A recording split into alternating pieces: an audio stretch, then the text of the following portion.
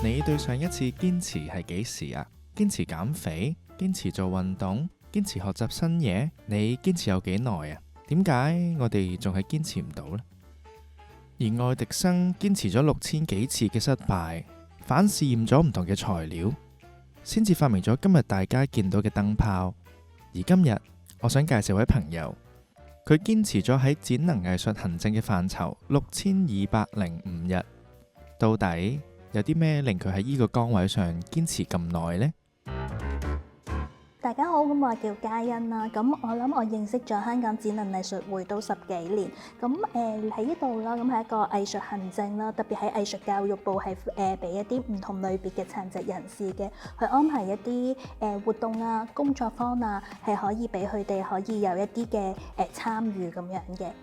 我嗰時候即係讀社工啦，咁其中我哋即係出 placement 就學院派去一啲唔同嘅機構啦。咁我同我同學就嚟咗香港展能藝術會。咁嗰時我記得我哋都一齊 search 呢間係即係咩嚟咧咁樣？咦，藝術嚟嘅喎，個 office 都好同平時我嘅 NGO 都好唔同嘅喎。咁我哋甚至見到啲工作坊，我自己覺得好有趣喎。咁個即係雖然係用藝術啦，唔係用一個社工嘅模式嗰種嘅開組啦。咁但係就透過一啲嘅藝術見到，參加者其實都係可以好進入到，好表達到自己。咁我覺得都好神奇喎。咁跟住佢哋仲有一啲嘅 train the trainer 啦嗰陣時，咁我又即係叫做幫手去跟進，順便自己咧，佢哋就一齊話參與埋啦。原來我都幾進入到呢一個嘅媒體裏邊，咁導致我覺得都好有趣，好想喺呢一個位裏邊咧可以認識多啲。我諗呢10幾年裏邊咯，我覺得即係做喺 AD 裏邊比較好多 project 都有佢正嘅位嘅，咁但係比較難忘啲咧，我一定會係比較係藝延伸，即係因為個原因咧就係由1.0開始參與，到可能即係今年啦，去到3.0嘅最後，咁因為係可以長達成差唔多連續6年幾7年以上嘅 project， 係即係一定對我嚟講係難忘啲㗎。原來我陪伴住咗佢好似一個中學生涯嘅成長咁樣咯，即係唔認老都唔得呢啲。另一方面啦，我覺得好有趣嘅咧，就係我咁多年啫，其實好多參加者都好多年嘅。由呢個計劃一開始，咁無論係佢啦，係背後嘅屋企人咧，都一齊堅持去參與。但係你大家有陣時都知道，參加工作坊都好攰噶嘛，做學生都。咁但係咁多年，佢哋有陣時都會繼續係去參與，其實都會付出好多佢嗰個嘅心力，同埋佢真係要有一定嘅恆心喺度。咁呢個我都覺得係都真係成件事情都係要大家一齊係去共建。愛迪生其實唔係第一個發明電燈泡嘅人。燈泡其實係透過好多工程師、科學家同技術人員不同嘅合作一齊共建而成。佢哋成個團隊總共嘗試咗上千萬種唔同嘅材料，先至發明咗耐用嘅燈泡。而嘉欣喺藝術行政嗰度都有一個團隊，有多個唔同嘅角色，而當中少不免有藝術導師。喺展能藝術教育嘅道路上，佢哋作出不同嘅嘗試。而今日介紹嘅藝術導師都有佢哋喺藝術教育上堅持嘅地方，其中一位係相信學生一定得嘅 Anthony。喺表演藝術方面啦，咁我覺得即係近年比較合作得多 Anthony， 我都好欣賞佢，因為佢好堅持一樣嘢，學生一定得。即係有時學校啊，或者有時啲家長啊，甚至老師會唔會練得太多啊嗰啲咁樣聲。咁但係話唔係，我哋出邊都係咁樣練習㗎，我哋都係佢係一種嘅堅持，佢覺得。去睇得到學生最裏邊嘅潛力，佢覺得佢恩威並施地去 push 佢覺得佢哋係得嘅，好嚟多次，我哋嚟多幾多次，好清晰話到俾佢哋聽，我覺得真係最後學生又真係得喎。我叫陸耀倫啦，叫 Anthony 啦，咁我自己就喺演藝學院嘅舞蹈學院都畢業咁樣嘅。其實啱啱讀書嘅時候啦，即係讀AP 嘅時候咧，其實頭幾年都自己都同自己講過，哇！我畢咗業之後咧，我一定唔會教跳舞嘅。我唔中意教跳舞嘅，我唔中意講嘢嘅。但係世事就係咁啦，通常你同自己講話唔中意啦，同埋好討厭咧，咁之後就命運就會令到你唔知點解就會中意咯。自己有個習慣啦，即係無論可能係即係特殊需要或者可能係即係主流嘅人士啦，通常我自己都會比較着重事前嘅溝通同埋交流嘅。咁通常我都會譬如話可能遇到啲特殊需要嘅機構咧，話學生我可能事前都會同主辦方或者可能個機構我哋問其實佢哋想個期望去到邊啦。我當初 set 嘅時候，咁當然啦，第一步都要同可能學校啦，或者可能AD 嘅同事們啦，去了解咗大家想最終嘅 end product 或者可能目標想學生去到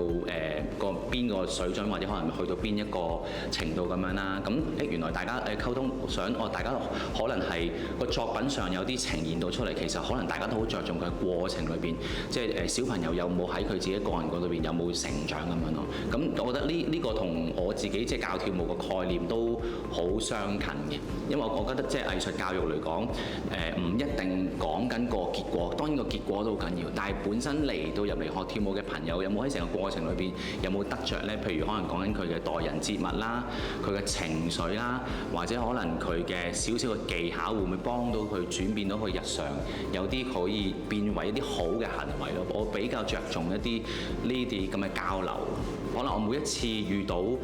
同一班學生，或者可能今次可能有啲唔同嘅朋友入嚟，佢哋嘅狀態係點咯？咁通常我自己有個習慣，上堂之前我中意同佢哋傾下偈，即係可能利用個課堂上可能5至10分鐘，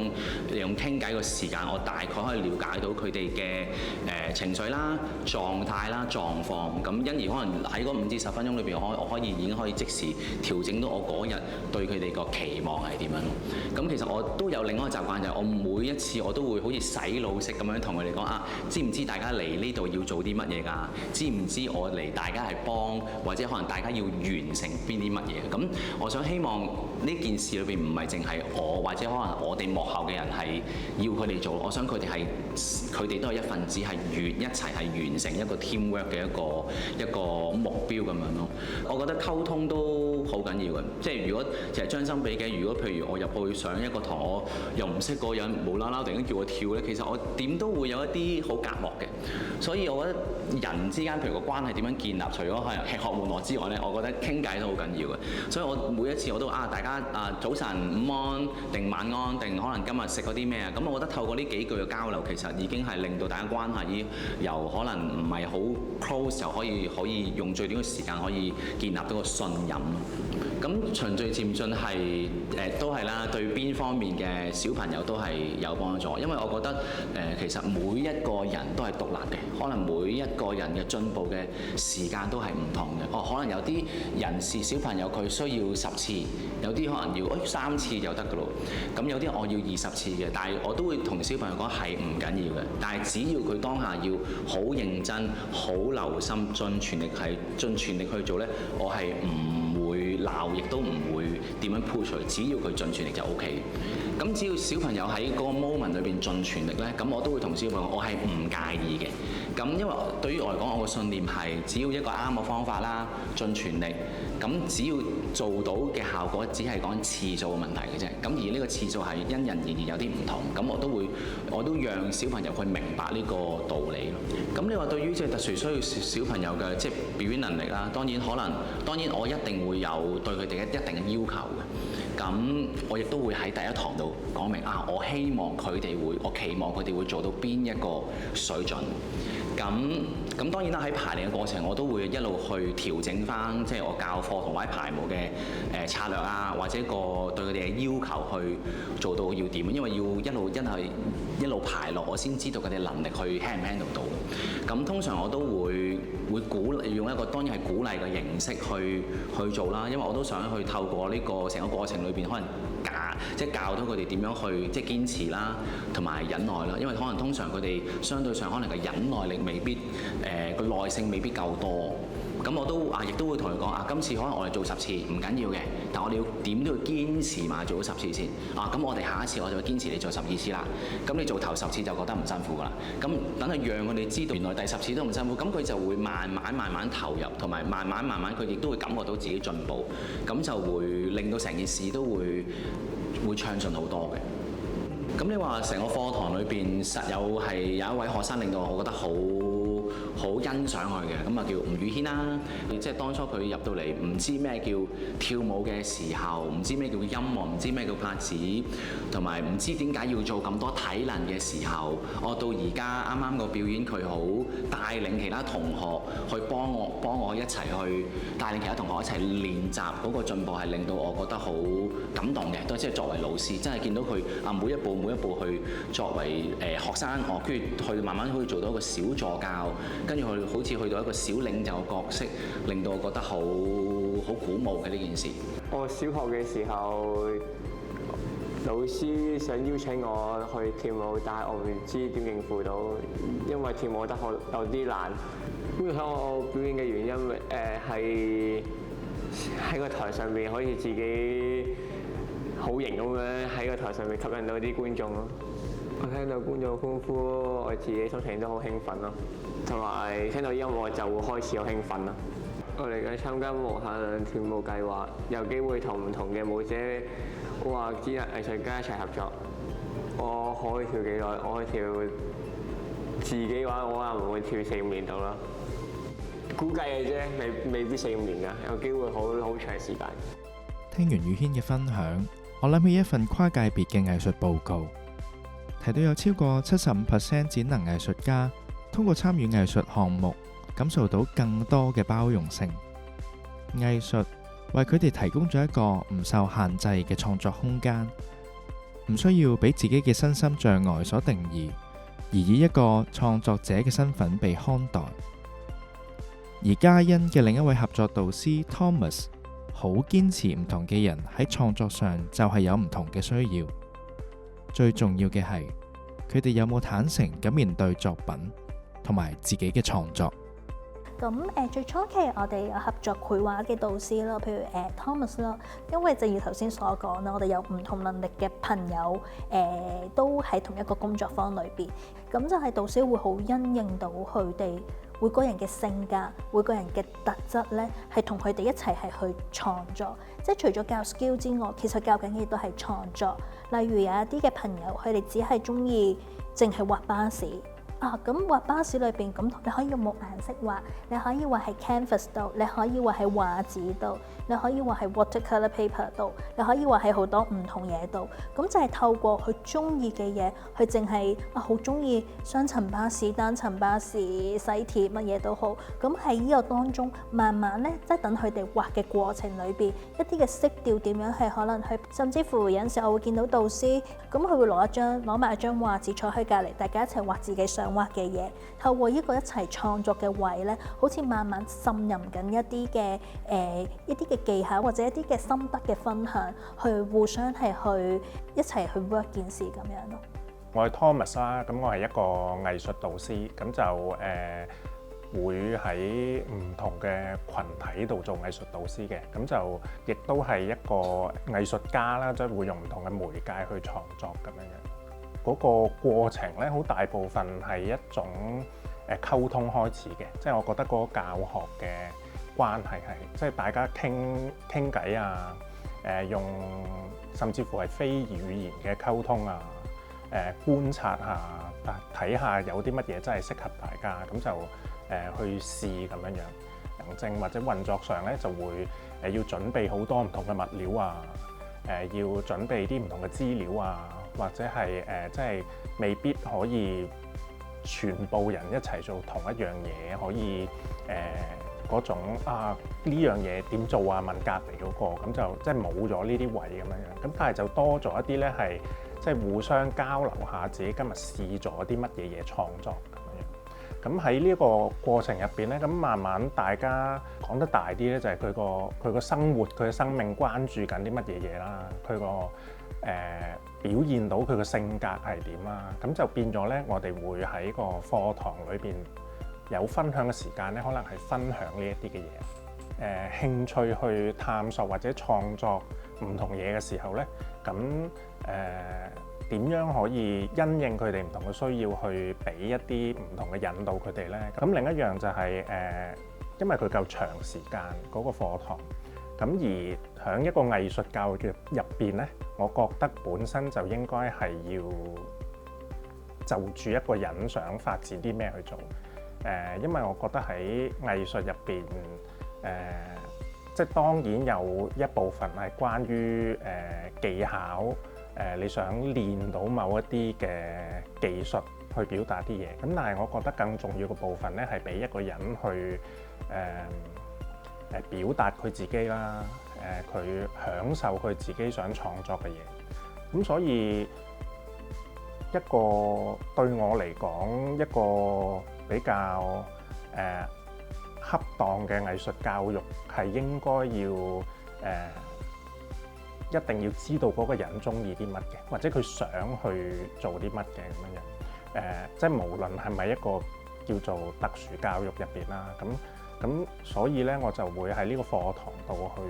咁樣發生呢一個教學模式咁樣。我係咧莫可君嘅媽咪，咁佢哋叫我做莫媽咪嘅。咁佢係2016年咧就喺學校度咧就參加藝研生嘅。咁至到而家都好多年啦。佢困難咧佢樣都好慢啦。咁佢啲靈感咧唔知幾時先會有啦，即係要等啦。咁佢畫都係要求好高啦，好慢咁畫出嚟啦。經過佢畫完之後咧，有啲譬如你對住幅相啊，或者對件物件畫完之後咧，佢會畫出係另外一種畫作出嚟嘅。佢有啲特別嘅風格啦，可能呢啲就叫做佢自己個獨特嘅創作。佢又好中意思考。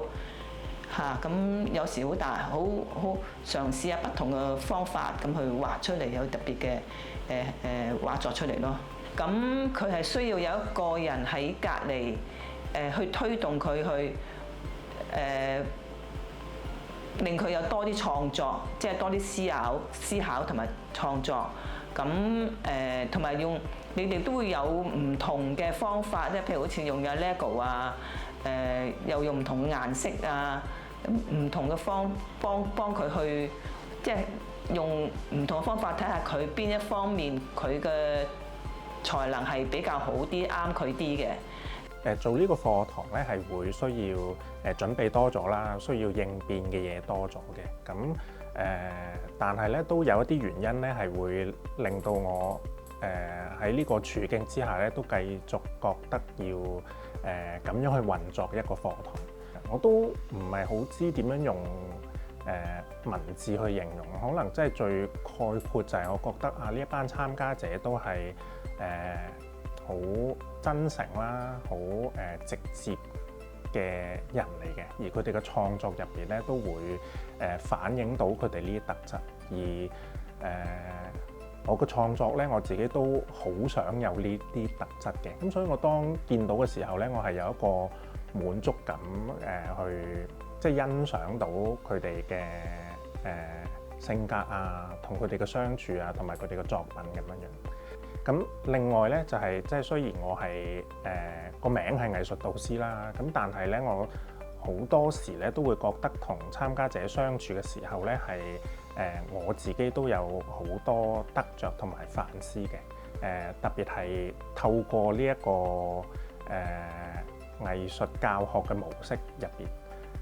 因為咧呢一個模式入邊咧好需要溝通，好需要去大家互相講下或者反映下大家中意嘅係啲乜咁樣。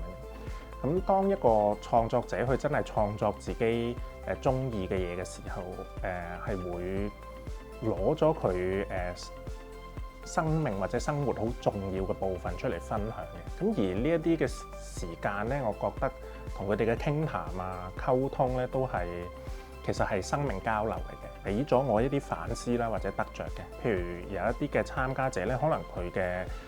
需要嘅創作時間咧係好長嘅，佢可能去畫一筆，佢要觀察嘅時間咧係好耐嘅，但係出到嚟咧又覺得哇真係好好睇喎咁樣，咁會令到我咧去諗究竟我哋應唔應該妥協我哋生活入邊大家期望我哋要用嗰個時間嘅快慢咧，或者係其實快啲好唔好呢？或者慢啲好唔好呢？或者定係原來個個人都真係要唔同快慢呢？咁樣樣。咁呢一啲係喺嗰個交流或者嗰個課堂裏邊呢，我會有嘅得着或者反思，都係我好享受嘅位嚟嘅。喺我嘅諗法度呢，即係藝術教育同展能藝術教育咧係即係冇特別分別嘅。在我而言咧，藝術教育本身就係應該就住每一個人唔同嘅特質啦、唔同嘅需要咧去引導佢啦，或者嗰個人自己尋索咧，佢要去發掘嘅係啲乜嘢嘢。咁而即係無論叫做係咪展能都好啦，嗰個人咧就一定已經有一啲唔同嘅嘢㗎啦，佢唔會同隔離嗰個人完全一樣嘅，咁所以就藝術教育本身就一定係就住唔同需要咧去配合佢嘅咁樣。正正每一個人都係獨一無二，所以藝術創作同藝術教育先有無限嘅可能性。而第三位重要合作夥伴 Jo 認為藝術唔單止為咗娛樂，展能藝術教育唔係淨係適合特殊需要嘅人士，而係重視參加者嘅需求，考慮佢哋嘅需求同興趣，令佢哋更加積極咁去參與投入創作，而最後嘅作品係屬於佢哋每一個人自己。Hello， 大家好，我叫阿 Jo 啦。咁如果叫我自己定位我自己呢，我會叫自己做一個藝術工作者嘅。因為我喺涉及藝術嘅工作範圍咧都好廣嘅，有創作啦、藝術教育啦、製作啦，甚至乎係一啲策劃行政工作咧，我都會做嘅。咁而最近咧，我仲有一個新嘅身份，就係我啱啱嚟咗英國倫敦嗰度咧，開始讀書啦。咁我就係一個讀緊 Applied Theatre 嘅一個學生。係啦，點解會想讀書就係因為其實我諗我成個人咧，藝術教育呢件事咧，對我成個人嘅影響好大嘅。由我最初接觸到藝術開始啦，咁跟住之後就開始去讀演藝學院啦。由嗰陣時開始咧，藝術教育我覺得係不停播緊一啲種俾我自己，亦都喺個教育過程裏邊揾到自己真係喜愛嘅一啲嘢啦，真係中意嘅方向啦，亦都真係覺得自己好有熱情嘅一啲位啦。咁嗰陣時我記得我入去展能藝術會嘅時候咧，第一個工作崗位咧，嗰個 department 叫做 Artist Develop。咁我就成日同啲人講笑咁講啦，咦 develop 一個 artist， 如果我識得點去 develop 一個 artist， 我 develop 咗自己條 path 啦。咁點做啊？咁但係好彩就係因為我自己經歷過藝術教育嘅一個過程，即係被教育嘅一個過程。中間其實有啲位係會知道啊，有啲咩嘢對一個 artist 係有用嘅咧，或者對一個 artist 可能有機會係可取嘅咧。咁我就會將呢一啲我自己嘅經驗同我身邊所有嘅嗰陣時嘅 artist 去分享啦，希望佢哋喺從中裏邊都可以透過呢一啲嘅唔同嘅學習啊，去揾到佢自己嘅方向。但係慢慢由我喺 AD 嘅經驗，或者喺 AD 裏邊經歷咗嗰5年，再去藝術節經歷嗰5年嘅時候，就係喺呢啲嘅經驗裏邊，慢慢會發現到嗰種嘅 connect 究竟係講緊啲乜咯。即係例如喺 AD 嘅時候，同唔同嘅 artist 去做佢哋嘅創作，原來佢哋生活經歷嘅嘢，或者佢哋嘅感受，係真係可以融匯到喺呢一個佢哋嘅作品裏邊。而個作品當佢 reach 到唔同嘅觀眾嘅時候，又帶俾嗰啲觀眾新嘅一種感受。我諗嗰個藝術係一種媒介，然後中間 connect 到嘅由嗰個 artist 到 connect 到觀眾嗰啲嘅 connection。其實就係我覺得，原來我一直都深信藝術係可以 connect 人，而喺呢啲過程裏邊，我見證到、感受到嗰種真正嘅連結同聯繫係啲乜嘢。經歷咗頭先我講嘅所有嘅唔同嘅經驗啦，其實慢慢累積、慢慢內化、轉化咗之後咧，其實我而家做多咗創作嘅工作嘅。我想做嘅嘢係透過嗰個作品，例如我有陣時成日講藝術教育咧，開頭以前或者個 focus 都會係嗰啲參加者我哋點可以令喺個過程裏邊令到啲參加者有轉變啊，或者佢哋有得獎啊嘛？呢個係我覺得我哋而家我自己都仍然好堅持嘅。我希望我啲參加者喺呢個成個一個 project 又好，或者一個作品又好，一個演出又好，任何嘅活動都好啦，佢喺裏邊咧係攞到啲嘢翻嚟嘅。但係我而家更加覺得可以做多一步嘅就係佢哋攞到啲嘢啦，喺裏邊經歷咗一啲嘢啦。佢哋點樣將佢哋呢個嘅經驗或者呢個嘅累積，或者佢哋到最後佢哋得着或者刺激到佢哋一啲嘅新嘅想法，點可以一齊將呢個想法帶俾身邊嘅觀眾又好啊，旁觀者又好啊，或者係嗰個計劃嘅其他唔同嘅持份者咯。但係我有陣時會諗就係，除咗呢種總結完結咗喺嗰一班學員身上面，其實我哋係咪可以同呢班學員一齊做多一啲更加 powerful 嘅嘢，而嗰啲嘢係可以影響到觀眾嘅咧？咁點去做咧？我而家好多時咧，我嘅創作咧，我唔會係我準備好我想同佢哋講乜，然之後咧就寫一個劇本，跟住就叫啲同學好啦，我哋努力咁排啦。我唔想嗰樣嘢只係一個單一嘅方向。我希望同一啲學員咧喺我哋嘅工作坊嘅過程啊，創作嘅過程裏邊咧，一齊去透過我哋嘅唔同嘅活動啊，透過唔同 exercise 啊，透過唔同嘅有陣時可能係一啲遊戲啊嘅過程裏邊咧，揾到一啲命題，揾到一啲嘅想法咧，係同呢一班嘅參加者有關係，而同時間亦都可以嗰啲關係或者嗰啲嘅想法咧，係可以同佢哋身邊嘅人咧都可以做一個交流同溝通嘅。但我而家睇到嘅嘢係，我更加希望係我同嗰一班參加者一齊喺個過程裏邊揾得到一樣我哋共同感受到嘅嘢，而共同好想同觀眾分享嘅嘢。好希望啲觀眾喺睇個演出嘅時候，其實我哋講緊一齊去創作一個好有力量、好有我哋真正感受嘅一個作品。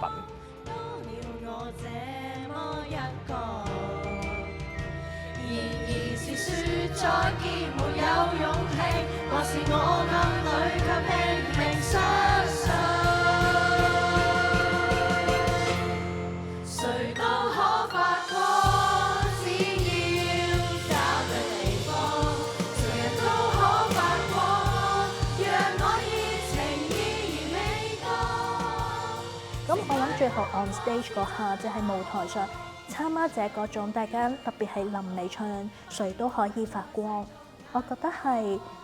即係嗰種大家係唱緊學生自己嘅心聲，或者佢哋都知道呢個係佢最後一個呢個計劃裏邊最後一個嘅表演嘅時候，嗰種去 show 自己出嚟，佢想話俾在場所有觀眾聽，我都係發緊光嘅位。我諗係我嗰刻我真係好感動嘅一個 moment， 即係雖然嗰刻我就要睇住仲睇住晒全場啦，即係要睇時間啊，好遠啊等等呢啲圍城。咁但係我覺得我嗰一刻我係好觸動，我都覺得即係咁多年嘅陪伴，其實佢哋係可以企住喺個舞台度。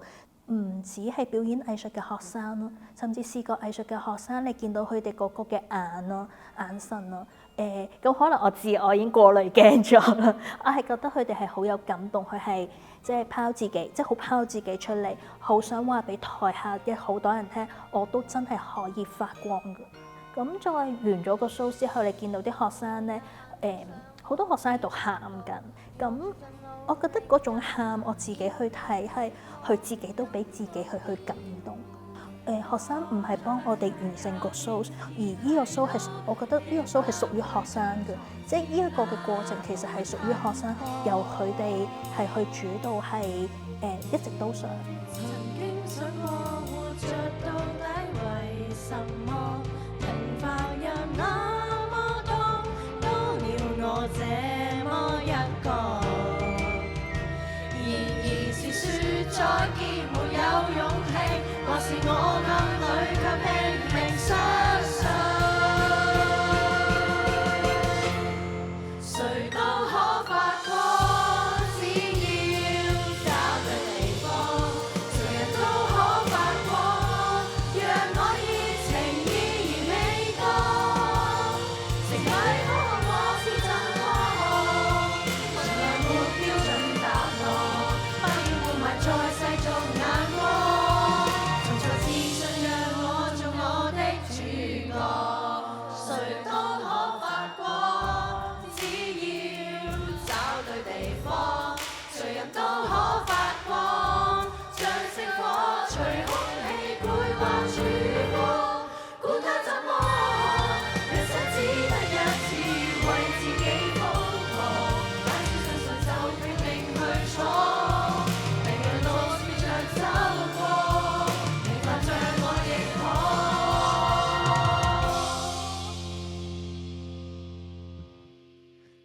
做我的主